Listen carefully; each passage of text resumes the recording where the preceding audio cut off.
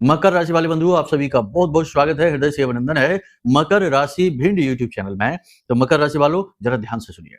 जून महीने के अंतिम दिन बहुत ही सुंदर मुहूर्त है, बहुत ही सुंदर समय और काल है। 30 जून को आपको करने हैं ये 3 काम। भयानक से भयानक मुसीबत में यदि आप पड़े हुए हैं, दरिद्रता ने चारों तरफ से आपको घेर लिया है, आपका हर एक काम बिगड़ता चला जा रहा है, संतान सुख प्राप्त नहीं हो पा रहा, धन दौलत से आप वंचित चल रहे हैं, कर्जा आदि व्याधि परेशानियां, तंत्र मंत्र नकारात्मक ऊर्जा, किसी भी प्रकार की परेशानी क्यों ना हो, हर प्रकार की परेशानी से मुक्त होने के लिए आपको करने होंगे ये 3 काम। जी हाँ बंधुओं, ये 3 काम 30 तारीख को यानी कि जून महीने के अंतिम दिन आप यदि कर लेते हैं तो आपके जीवन में हर प्रकार की परेशानी, कष्ट, दुख, तकलीफ कब गायब हो जाएंगे आपको पता ही नहीं चलेगा। अब 30 जून को ऐसा क्या है, इसके विषय में हम अभी आपको आगे बताने जा रहे हैं। और कौन से हैं वो 3 काम जिनको करने से आपके जीवन में हर कष्ट, हर बाधा, हर परेशानी से आपको मुक्ति प्राप्त हो जाएगी। इनके विषय में भी आपको विस्तार से बताएंगे।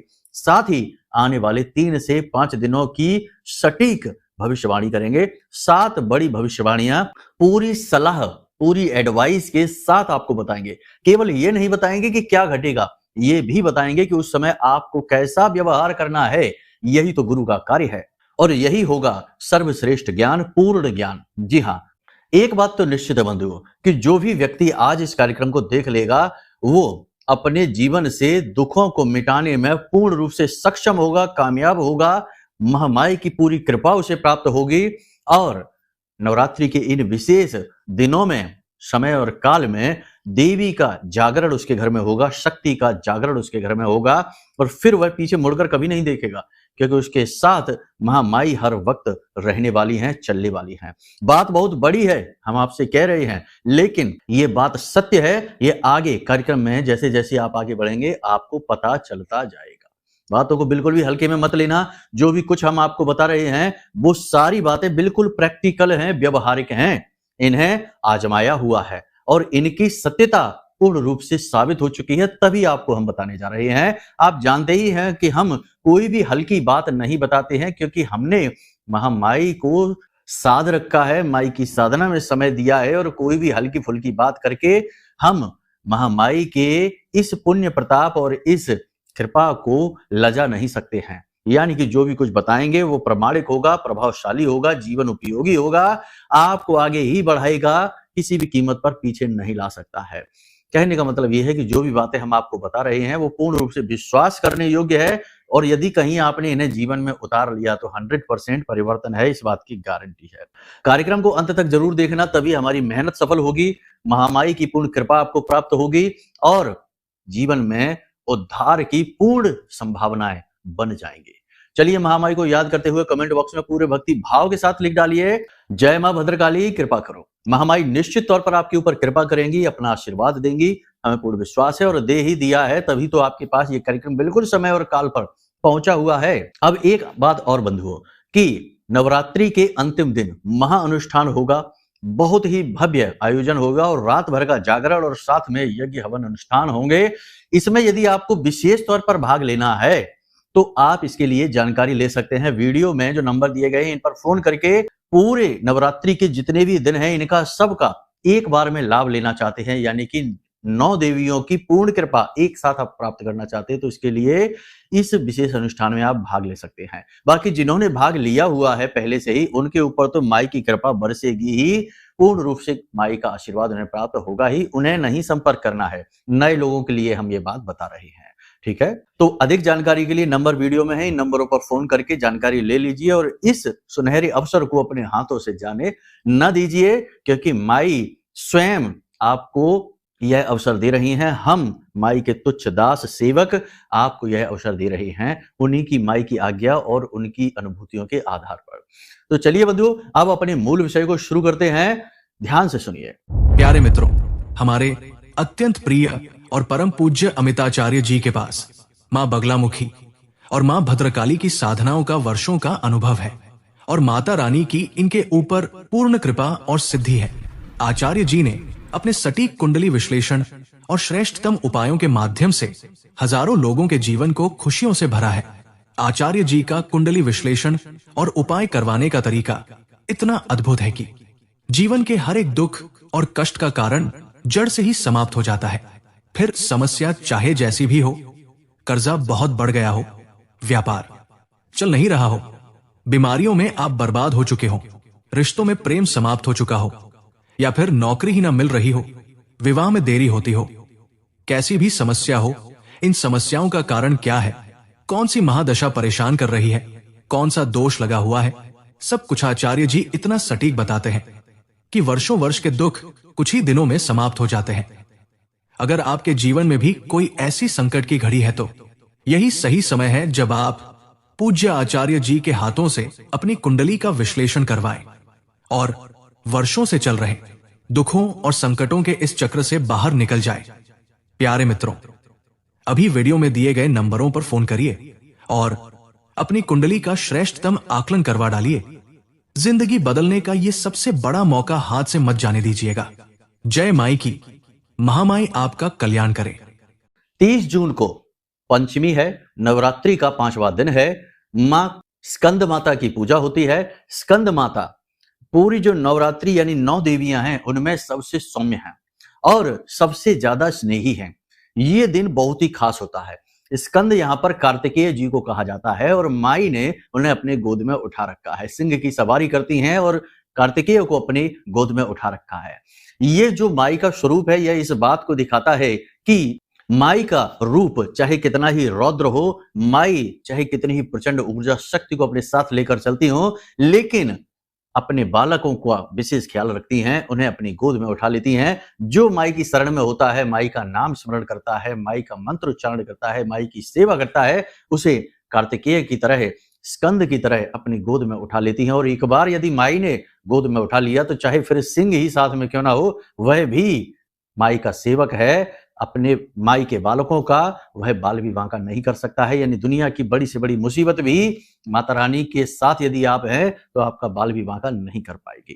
कहने का मतलब यह है कि यह जो दिन होता है ये बहुत ही खास होता है। इसमें मां अपने सबसे सौम्य स्वरूप में आती हैं और अपने बालकों की हर एक इच्छा, मनोकामना, मुराद को पूरी करती हैं। तो ऐसे में कुछ जरूरी कार्य, कुछ छोटे छोटे कार्य ऐसे हैं जो हर एक व्यक्ति को करने चाहिए, जिससे कि माता रानी उनसे प्रसन्न हो और उनके जीवन में शुभ का आशीर्वाद दे। अब ज्योतिषीय आकलनों के आधार पर देखा जाए तो स्कंद माता ग्रहों में देखा जाए तो बुध, शुक्र और गुरु तीनों के ऊपर हैं, यानी कि तीनों पर इनका पूर्ण नियंत्रण होता है। और जीवन में हर एक प्रकार की सुख सुविधा और आनंद और धन वैभव को प्राप्त करने के लिए इन 3 ग्रहों की ही कृपा होनी अति आवश्यक है। बंधुओं, ध्यान से सुनिए। इससे पहले कि हम आपको बताएं कि वो 3 काम कौन से हैं जो आपको सीधे माई के चरणों में लेकर जाएंगे, उनकी कृपा आप तक लेकर आएंगे, इससे पहले हम आपको चाहेंगे कि आप 4 बातें हैं जो जाने, बेहद आवश्यक है। आने वाले समय और काल पर इन बातों का घटित होना निश्चित है।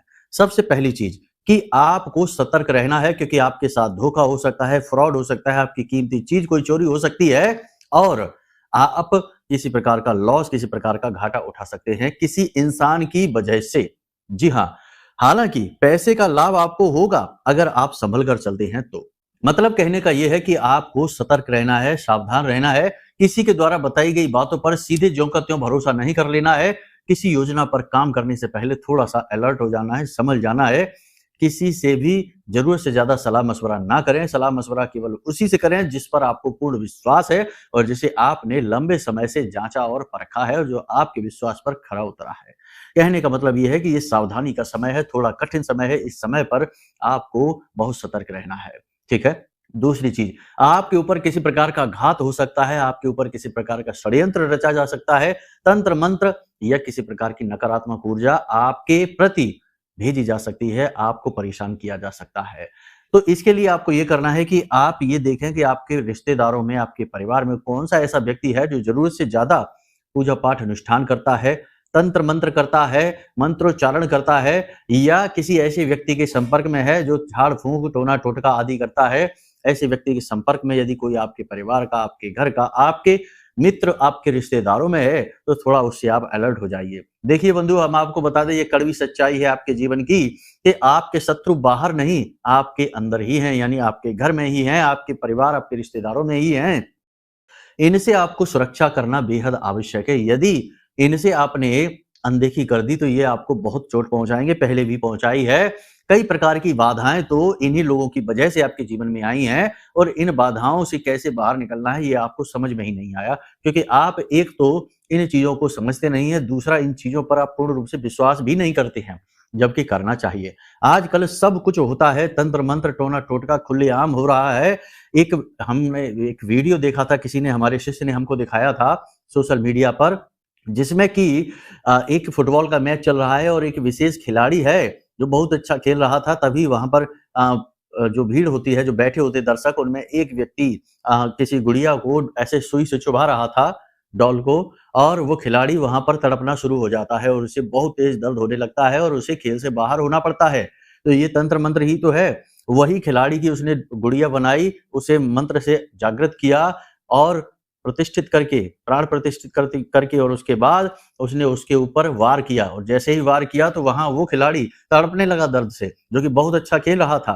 कहने का मतलब ये है कि ये तंत्र का जागृत, देखो आजकल ये चीज़ें खुलकर बाहर आ रही हैं, क्योंकि अब सबके पास कैमरे हैं, सबके पास मोबाइल हैं, सब अपने आप में होशियार हैं। इन चीज़ों का प्रयोग बहुत अच्छी तरीके से करना जानते हैं। तो आज के समय में चीज़ें छुप नहीं रही हैं। गुप्त से गुप्त चीज़ भी कहीं न कहीं किसी न किसी रूप में बाहर आ ही जाती है। तो इसलिए ये चीज़ें बाहर आ रही हैं, तो अब ज़्यादा दिख रही हैं। वैसे हम आपको बता दें कि ये चीज़ें तो हमेशा से थी और हमेशा से ये काम होते चले आ रहे हैं। तो इनको देखकर भी, चीज़ों को समझकर भी यदि आप अनजान बनते हैं, तो ये आपकी भूल होगी। जब परिणाम भुगतेंगे तब आपको पता चलेगा। तो अलर्ट रहना है अगले 3 से 5 दिनों में। तंत्र मंत्र, टोना टोटका कर क्या सकते हैं आप? ये देखिए, ध्यान से समझिए। किसी के द्वारा दी गई कोई मिठाई, कोई भी मीठा पदार्थ नहीं खाना है। उसे किसी भी प्रकार से टाल दीजिए, टाल सकते हैं। किसी के घर जाकर किसी भी प्रकार का भोजन आदि नहीं ग्रहण करना है, ज़्यादा देर नहीं रुकना है, किसी के वस्त्र नहीं पहनने हैं, अपने वस्त्र किसी को नहीं देने हैं। अपनी रोज़मर्रा की उपयोग की जाने वाली चीज़ों का लेन-देन भूल-चूक से भी किसी के साथ नहीं करना है। किसी भी व्यक्ति को अपने घर में ज़रूरत से ज़्यादा देर तक ठहरने नहीं देना है। अगर वो आपके घर में आता है तो उसके ऊपर नज़र रखें, गौर से देखें, शक की नज़र से देखें कि वो कर क्या रहा है, कहीं कोई ऐसी-वैसी हरकत तो नहीं है, कुछ भी अजीब यदि दिखाई देता है। क्योंकि लोग थोड़ा-सा चांदी का बुरादा भी अभिमंत्रित करके और कहीं छिड़क देंगे और आपको पता भी नहीं चलेगा। और ये सारी चीज़ें, आजकल मोबाइल का ज़माना है, फ़ोन का ज़माना है, तो सारी चीज़ें उपलब्ध हो जाती हैं और फ़ोन के माध्यम से भी तंत्र किए जाते हैं। ठीक है? तो कहने का मतलब ये है कि इन सब चीज़ों की अनदेखी ना करें, थोड़ा-सा सतर्क रहें, वरना बंधन हो जाएगा आपका, आपके काम का, आपके घर, आपके जीवन का। फिर आप लाख प्रयास करना, इनसे मुक्ति प्राप्त नहीं हो सकती। एक बात याद रखना कि बंधन को काटने के लिए साधक की आवश्यकता होती है, फिर साधारण इंसान बंधन को काट नहीं पाता है। गुरु की अनुमति लेकर, गुरु के मार्गदर्शन में विशेष पद्धतियों के द्वारा ये बंधन काटे जाते हैं, इतना सरल नहीं है। इसलिए हम कहते हैं कि पहले से ही सावधान रहिए, किसी पर भी विश्वास ना करिए। ठीक है?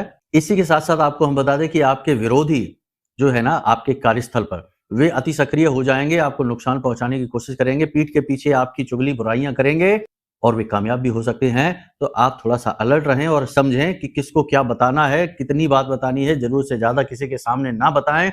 अपने भेद, अपने रहस्य, अपनी भविष्य की योजनाएँ और अपने व्यक्तिगत जीवन की बातें किसी के साथ भी शेयर ना करें, ये बिल्कुल भी उचित नहीं है।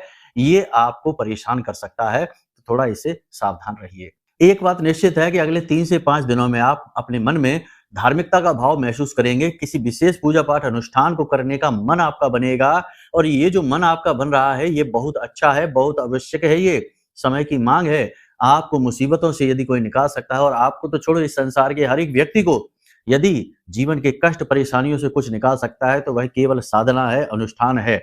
जी हाँ, दैनिक पूजा-पाठ का जो कर्म होता है, उसमें इतना बल नहीं कि वह किसी के जीवन को बदल सके।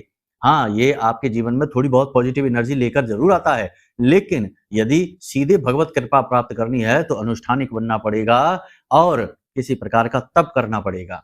तप से हमारा मतलब यही है कि आपको मेहनत करनी पड़ेगी। कोई भी अनुष्ठान यदि आप करते हैं, कोई भी साधना आप यदि करते हैं, तो उसमें मेहनत लगती है। 4 घंटे बैठकर माला फेर कर देखिए, आपको पता चल जाएगा कि क्या होता है मेहनत। उँगलियाँ दर्द करने लगेंगी, हाथ दर्द करने लगेगा, शरीर के अंग-अंग में दर्द होने लगेगा, परेशानी बहुत अधिक बढ़ जाएगी, मन करेगा कि छोड़ के इस आसन को भाग जाएँ। जी हाँ, तो मेहनत लगती है, लेकिन ये मेहनत आपको करनी पड़ेगी। याद रखना कि श्री रामचरितमानस में क्या लिखा है, मंत्र महामणि विषम ब्याल के मैं तत् कठिन कुअंक बाल के। जो दिमाग पर, जो आपकी मस्तिष्क की रेखाओं में कुअंक लिखे गए हैं, यानी कि जो दुर्भाग्य लिखा हुआ है, उसे मिटाने की शक्ति केवल मंत्र के अंदर है। ठीक है, तो मंत्र को उठा लो, साधना कर लो। ये समय और काल बहुत अच्छा चल रहा है। इन्हीं दिनों में, नवरात्रि के इन्हीं दिनों में ही सारे कष्ट कट जाएंगे। जो जो आने वाले 10 साल की पीड़ा होगी, वो 10 साल की पीड़ा कुछ ही दिनों में कट जाएगी। ठीक है, यानी कि कहने का मतलब ये है कि जीवन को बदलने का मार्ग आपके पास है, बस आपको चुनना है कि इसे करना है कि नहीं। यहाँ तक सारी बातें हमने आपको बता दी हैं, ध्यान से समझिए। अब बताते हैं कि वो 3 काम कौन से हैं। 30 जून को आपको जब आप सुबह सोकर जागे तो थोड़ा-सा समय निकालें। आपको 3 काम करने हैं। पहला काम तो ये कि स्नान आदि करने के बाद मंदिर ज़रूर जाना है, ठीक है? किसी भी देवी-देवता के स्वरूप को आप मान सकते हैं, भोलेनाथ के मंदिर, हनुमान जी के मंदिर, देवी के मंदिर, किसी भी मंदिर में आप जाएँ, कहीं भी आप चले जाएँ, कोई फ़र्क नहीं पड़ता है। वहाँ मंदिर में जाकर और भगवान की जिस भी स्वरूप की आप चाहें, भोलेनाथ की चाहते हैं तो पंचाक्षरी का, और यदि हनुमान जी को चाहते हैं तो हनुमान चालीसा की कम से कम 11 पाठ ज़रूर करिए। अगर पंचाक्षरी मंत्र करना चाहते हैं तो 11 माला ज़रूर करिए और भगवान से निवेदन करिए कि हे भगवान, हमें आपका आशीर्वाद चाहिए। हमारे जीवन में जो गति रुकी हुई है, जो धीमी गति हुई है, उसे आप किसी भी प्रकार से आगे बढ़ाइए। हम आपकी कृपा चाहते हैं। ठीक है? यानी अपने दिन की शुरुआत करिए भगवान से आशीर्वाद लेकर, भगवान के नाम से एक छोटा-सा अनुष्ठान करके। इस अनुष्ठान को आप संकल्प लेकर कर सकते हैं तो ये अति प्रबल हो जाएगा। करना क्या है कि सामने भोलेनाथ के बैठकर हाथ में जल लेकर, थोड़े से चावल और एक पुष्प लेकर और भगवान से कहें, अपना नाम, अपना कुल गोत्र आदि बताकर अपनी इच्छा मनोकामना, जो भी आप चाहते हैं वह इच्छा मनोकामना पूर्ति हेतु इस अनुष्ठान को आप कर रहे हैं। 11 माला जाप आप करेंगे। इस प्रकार जल छोड़कर आप संकल्प लेकर यदि करते हैं तो संकल्प में बहुत अधिक शक्ति होती है। संकल्प में इतनी अधिक शक्ति है कि यह भगवान को भी आपके सामने प्रकट होने पर मजबूर कर सकता है। प्रमाण हमारे शास्त्रों में भरे पड़े हैं। चाहे ध्रुव को उठा लो, चाहे प्रहलाद को उठा लो, चाहे रावण को ही क्यों ना उठा लो, जिसने ब्रह्मा जी को प्रकट होने पर मजबूर कर दिया था। ना चाहते हुए भी ब्रह्मदेव को प्रकट होना पड़ा था। तो ये आप समझिए कि ये संकल्प की शक्ति है। तो संकल्प की शक्ति से आप विजयी हो सकते हैं। ये बात निश्चित है, प्रमाणित है। संकल्प लेकर आप करिए ये अनुष्ठान छोटा-सा, ठीक है? इसके बाद आपको क्या करना है, ध्यान से सुनिए। आपको एक नारियल लेना है। नारियल जिसके ऊपर से जो उसका जो कठोर हिस्सा होता है उसे हटा दें। एक नारियल लीजिए, नारियल का गोला बोलते हैं इसको। ऊपर से थोड़ा-सा इसे काटिए, ठीक है? और इसके अंदर आप पंजीरी, और पंजीरी का मतलब होता है कि आटा, जैसे थोड़ा-सा गेहूँ का जो आटा होता है उसे थोड़ा-सा भून लेते हैं, घी से भूनेंगे और उसमें चीनी मिला देंगे और इस मिश्रण को इसके अंदर भर देंगे, ठीक है? अब आपने जो नारियल का ऊपर से थोड़ा-सा काटा था उसका हिस्सा, ढक्कन, उसे ऊपर लगा देंगे। उसके बाद इस नारियल को लेकर अपने घर में जाएँगे और अपने घर के हर एक कोने में लेकर जाएँगे और वहाँ पर अपने घर के जो सदस्य हैं उन सभी सदस्यों से इसे स्पर्श भी कराएँगे और उसके बाद इसे लेकर जाएँगे दोपहर को 12 बजे के आस-पास और किसी सुनसान एकांत इलाके में देखेंगे पीपल का कोई वृक्ष हो। उस पीपल के वृक्ष के नीचे थोड़ा-सा गड्ढा खोदेंगे और उसमें इस नारियल को दबा देंगे और ऊपर इसका जो ढक्कन लगा था उसे हटा देंगे, ठीक है? अब ये जो नारियल है, जो मिट्टी में दबा हुआ है, इसका ढक्कन खुला हुआ है, इसके अंदर आपने आटा और चीनी भर रखा है। इस चीज़ को, यानी इस पंजीरी को छोटे-छोटे कीट-पतंगे खाने शुरू कर देंगे, चींटियाँ खाना शुरू कर देंगे। हज़ारों चींटियाँ, लाखों चींटियाँ इसे खा जाएँगी, धीरे-धीरे ये खाते रहेंगे और उनकी आत्मा तृप्त होती रहेगी और आपको लंबे समय तक पुण्य, आशीर्वाद, ईश्वरी कृपा प्राप्त होती रहेगी। अब एक सबसे महत्वपूर्ण बात कि जब से आप इस नारियल को बनाना शुरू करेंगे, पंजीरी को बनाना शुरू करेंगे, इसमें भरेंगे, फिर इसे अपने घर में लेकर घूमेंगे, घर के सदस्यों से इसका स्पर्श कराएँगे, उस समय आप मन में स्कंद माता को याद करते हुए इस मंत्र का उच्चारण करते रहेंगे। मन ही मन उच्चारण करेंगे, ठीक है ना? मंत्र बहुत ही सरल है। ओम देवी स्कंद मात्रे नमः। ओम देवी स्कंद मात्रे नमः। बस यही है मंत्र। माँ स्कंद माता का यह मंत्र है और देखो, आप स्कंद माता को पूजें, चाहे आप किसी भी देवी के स्वरूप को पूजें, सब एक ही हैं। अलग-अलग स्वरूप में प्रकट होती हैं, देवी तो एक ही हैं, माँ शक्ति, ठीक है? तो देवी स्कंद माता के इस मंत्र का मन ही मन उच्चारण करते हुए आप इस नारियल को तैयार करिए, इस गोले को तैयार करिए और इसे ले जाकर वहाँ मिट्टी में दबाने तक और इसका जो ऊपर ढक्कन है उसे खोलने तक इस मंत्र का मन ही मन उच्चारण करते रहिए, ठीक है। और मन में आपकी जो इच्छा है, मनोकामना है, देवी से उसके लिए प्रार्थना करिए कि वह आपकी जल्द से जल्द पूर्ण हो जाए। आप बड़े ही आश्चर्यचकित हो जाएंगे कि जैसे जैसे समय आगे बढ़ेगा नवरात्रि समाप्त होने से पहले पहले आपकी इच्छा मनोकामना पूरी हो जाएगी, हमें पूर्ण विश्वास है।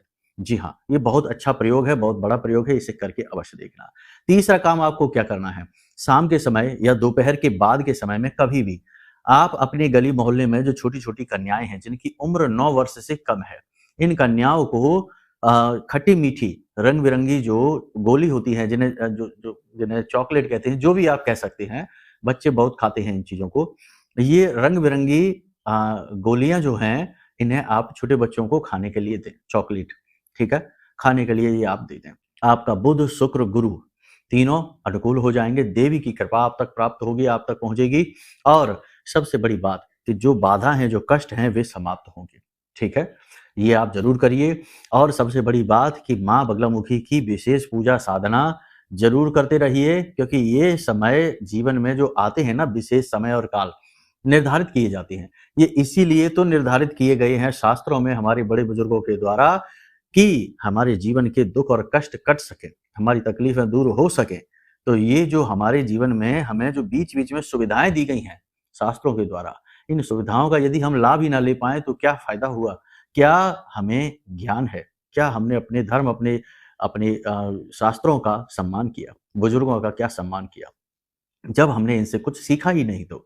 कहने का मतलब ये है कि ज्ञान है तो उसका प्रयोग करिए।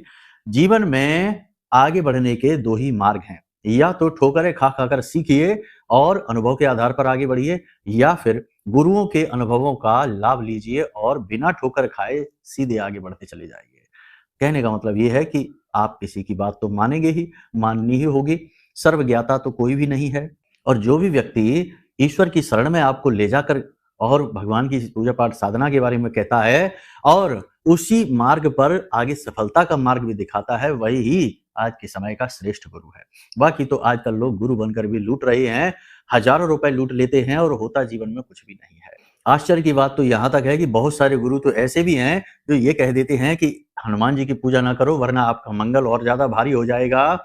देवी की पूजा ना करो वरना आपका शनि भारी हो जाएगा। बड़ी-बड़ी विचित्र बातें लोग करते हैं, यानी कि भगवान की पूजा पर भी निषेध लगा देते हैं कि इनकी पूजा ना करो वरना आपकी कुंडली में ग्रह खराब हो जाएँगे। बड़ी ही विचित्र बात है। कुंडली के जो 9 ग्रह हैं, इन 9 ग्रहों के खुद के अपने आराध्य देव हैं, यानी 9 ग्रह भी जिन देवी देवताओं की पूजा पाठ करते हैं, उन देवी देवताओं की पूजा करने से कुंडली के ग्रह खराब हो जाएँगे। हमारे पास कुछ ऐसी कुंडलियाँ आती हैं, जिनमें लोग ये कहते हैं कि गुरुजी हमारे संपर्क में एक और एस्ट्रोलॉजर हैं, गुरुजी हैं हमारे, उन्होंने हमसे कहा कि आप हनुमान जी की पूजा ना करो, वरना आपका मंगल और ज़्यादा खराब हो जाएगा। किसी ने कहा कि आप देवी की पूजा ना करो, जितनी पूजा आप देवी की करेंगे उतना ही आपकी कुंडली में शनि खराब होता चला जाएगा। बड़ी विचित्र बात है, हमें तो सुनकर बड़ा झटका लगा, आश्चर्य हुआ कि भाई भगवान की पूजा करने से कभी ग्रह खराब होते हैं? लेकिन ये भी हो रहा है। इस कलयुग में ना जाने क्या-क्या देखने सुनने को मिलेगा, ना जाने क्या-क्या होता रहेगा। विचित्र है। हमारा अनुभव तो ये कहता है कि आपने यदि किसी की भी पूजा पाठ अनुष्ठान मन से उठा लिया, चाहे वो हनुमान जी हों, चाहे शिव जी हों, चाहे कोई भी हो, ठीक है? तो दुनिया का कोई भी ग्रह, कोई भी नक्षत्र, कुछ भी आपका बाल भी बांका नहीं कर सकता है। ये साधना की शक्ति है, जो ग्रह नक्षत्रों से ऊपर उठ जाती है, ठीक है? तो बस सात्विकता के मार्ग पे चलिए, जो सत ज्ञान आपको दे, उसी की बात मानिए। हम नहीं कहते हमारी बात मानिए, आपको जो सही लगे, सटीक लगे, आप उसी की बात को मानिए। अब यदि अनुष्ठान में भाग लेना है तो नंबर वीडियो में दिए हैं। कुंडली की बाधाएं समझनी है और ग्रहों से जुड़े हुए सटीक उपाय चाहिए तो कुंडली विश्लेषण करा लीजिए, नंबर वीडियो में दिया गया है। छोटी सी एक दक्षिणा लगेगी और आपकी कुंडली का विश्लेषण कर दिया जाएगा, हम आपको सटीक उपाय दे देंगे। तो चलिए बंधु, आज के इस कार्यक्रम को यहीं विराम देते हैं। हमेशा हंसते रहिए, मुस्कुराते रहिए, सकारात्मक रहिए, महामाई पर अपनी आस्था और विश्वास जरूर बनाकर रखिए, क्योंकि आपका उद्धार तो वहीं से होना है। तो प्रेम से बोलिए जय माई की। हमारे प्रिय और परम पूज्य आचार्य जी ने अपनी साधनाओं के अनुभवों पर आधारित शक्तिशाली उपाय और क्रियाओं के माध्यम से हजारों लोगों के जीवन को पूरी तरह से बदला है। आचार्य जी के द्वारा बताया गया हर एक उपाय इतना सटीक और कारगर होता है कि जो भी इसे पूरे भाव के साथ कर लेता है, उसे साक्षात महामाई की कृपा और आशीर्वाद प्राप्त हो जाती है। इसलिए निसंकोच इन उपायों को पूरे भाव के साथ करिए, आपका कल्याण होगा। जय माई की।